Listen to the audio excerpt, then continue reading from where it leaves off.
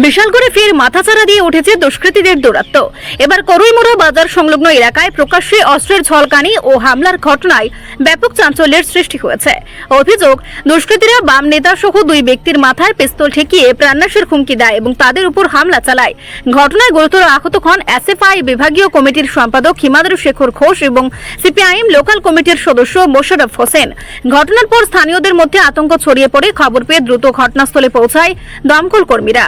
আহত দুজনকে উদ্ধার করে প্রথমে বিশালগড় মহকুমা হাসপাতালে নিয়ে যাওয়া হয়। পরে তাদের শারীরিক অবস্থার অবনতি হয় উন্নত চিকিৎসার জন্য আগরতলার জিবি হাসপাতালে রেফার করা হয়। এই ঘটনায় এলাকায় ব্যাপক উত্তেজনার সৃষ্টি হয়েছে। দুষ্কৃতীদের বিরুদ্ধে দ্রুত কড়া ব্যবস্থা নেওয়ার দাবি তুলেছেন স্থানীয় মানুষজন ও বাম নেতৃত্ব। ঘটনার পর পুলিশ তদন্ত শুরু করেছে, তবে এখনো পর্যন্ত কাউকে আটক করা হয়েছে কিনা তা জানা যায়নি। এলাকায় নতুন করে অশান্তির আবহ তৈরি হওয়ায় সাধারণ মানুষের মধ্যে উদ্বেগ বাড়ছে। রাত্র 9টা সাড়ে 9টা বাজে রঘুনাথপুর একটা ফাস্টফুডের দোকান আছে, রেস্টুরেন্ট। ওইখান থেকে আমি আর হিমাদ্রি শেখর ঘোষ টিফিন করে আইতাছি। করইমোড়া যে কবরস্থানটা, এই কবরস্থানটার নিচে দিয়ে আইতাছি। তখন এখানে একটা বাঁশের ঝাড় আছে, এটার নিচে থেকে সংখ্যায় 8-9 জন হইব। হিমাদ্রি বাইক চালাইতে আছে, আমি পেছনে বসে রয়েছি। তো এখান থেকে অনেকে মুখে কালো মাস্ক করা, আমার এই ফ্যাশন বাড়ি দিয়ে ফালাই দিচ্ছে না টান দিয়ে ফালাইছে আমি কইতে পারিনি।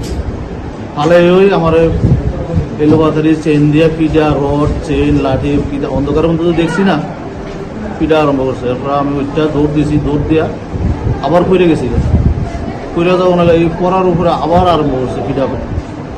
এরপর আবার ওইটা দৌড় দিয়েছি, আবার পড়ে গেছি। এরপরে একটা ছেলে আমার কানের কাছে এই দেখ পিস্তল পিস্তল, আমিও দেখছি পিস্তলটা, এই দেখ পিস্তল পিস্তল। এরপরে আবার উঠটা এখানে করইমোড়া স্কুলের শিক্ষক রুস্তম চৌধুরী তারা বাড়িতে গিয়ে আশ্রয় নিচ্ছে। কি কারণে আপনার কইতে পারি না কি কারণে। আমি ওই করইমোড়া একটা জায়গা থেকে খাইয়ে আমরা ওই আমার লগে একজন আসলো, তাই নিয়ে বাড়িতে নিয়ে দিতে আসলাম। তো নিয়ে যাওয়ার সময় ওইদিকে করইমোড়ার যে কবরস্থানটা থেকে একটা বাজার আছে নিচে দিয়ে, তো এই জায়গাটার মধ্যে 15-20 জনের মতো বয়ে আসলো। তা আমি যখন বাইক দিয়ে যাচ্ছি, তো বাইকের লাইটে দীপ্তনীল সরকার যে মোড়াবাড়ি হেরে দেখছি, বাকিরা মাস্ক টাস্ক করে আসলো, তারা চেহারা দেখছি না। তো তারপরে তারা আমরা বাইকের থেকে নামাইয়া সেটা মানে একজনটা আমার পিছনে যাচ্ছ, তাই না বাইকের থেকে নামাইছে প্রথমে। তো তাই না 1-2টা মার খাওয়ার পরে তাই না দৌড় দিয়ে বাইকে দিয়ে আসলো। এবার আমার মারতেছে আর আমি দেখতেছি তাই না দৌড় দিয়ে যাওয়ানোর সময় একবারিতে লুকাইবো এমন সময় তাই না উচট খেয়ে ফিরে গেছে। উচট খেয়ে পরে আবার তাই না ওইটা যখন দৌড় দিতে লইছে, তাই না মাথাতে বন্দুকটা ধরে কইতাছে দেখ বন্দুক দেখ। তো সেটার পরে এরপরে কিন্তু গুলি ফেলাইছে না, ওই বন্দুকটা দেখানোর পরে এরপরে তাই না আবার যখন আমার আবার মারতে হয়েছে তারা, তখন তাই না দৌড় দিয়ে আবার ওই বাড়িতে গিয়ে লুকাই গেছে আর কি। এরপরে তারা মায়ের সবাই ওই এদিকে যে একটা আসিল মানে রাস্তাটা যেখান থেকে ঢুকে এদিকে একটা বাইক দাঁড়াই না আসলো, এই দিয়ে এরপরে আবার সবাই গেছে। রিপোর্ট সংবাদ প্রতীক্ষা।